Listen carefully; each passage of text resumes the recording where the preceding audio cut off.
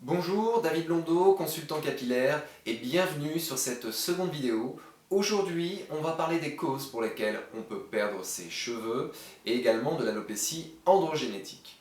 L'alopécie androgénétique, elle va concerner 70% des individus qui perdent leurs cheveux, mais également 60% des hommes, à un moment donné de leur vie, vont souffrir d'une alopécie androgénétique. L'alopécie androgénétique, elle est héréditaire. Ça veut donc dire qu'il y a une sensibilité au niveau des gènes, qu'elle a été transmise, donc un membre de votre famille, comme un oncle, un grand-père, votre papa, peuvent perdre leurs cheveux.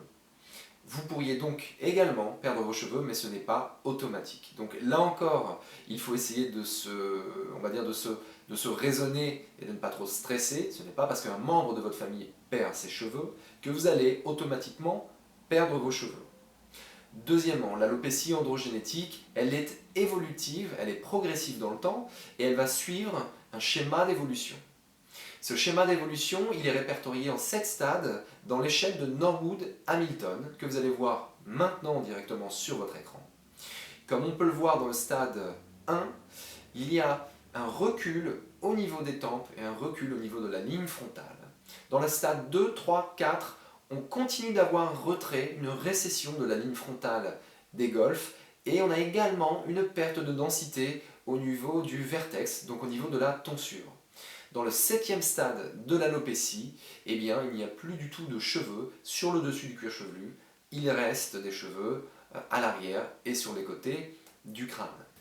Je vais maintenant essayer de vous expliquer les mécanismes de l'alopécie androgénétique.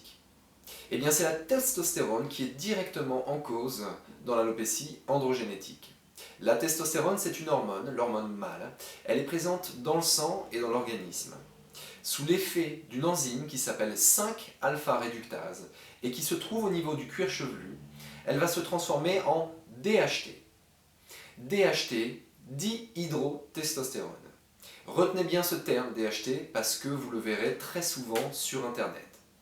Cette DHT, elle va venir se fixer sur la base du follicule et elle va progressivement l'étouffer.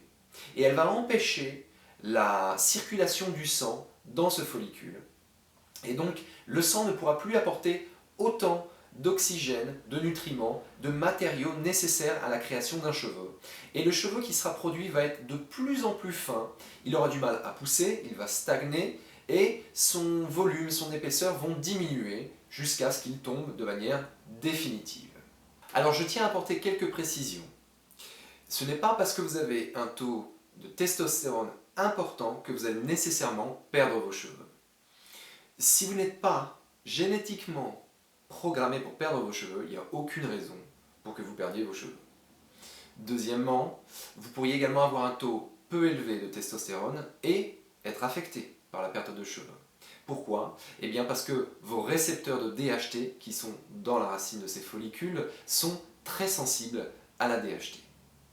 Je vous invite aujourd'hui à vous inscrire sur la chaîne YouTube, donc Consultant Capillaire. Vous aurez toutes les informations directement en dessous de la vidéo.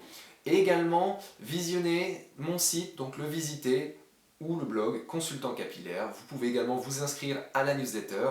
Comme ça, vous aurez toutes les dernières actualités sur la perte de cheveux, mais vous pourrez également être averti de la sortie de ces nouvelles vidéos. Et bien en tout cas, je vous remercie beaucoup de m'avoir suivi aujourd'hui. Je vous souhaite une très bonne journée et je vous dis à bientôt. Au revoir.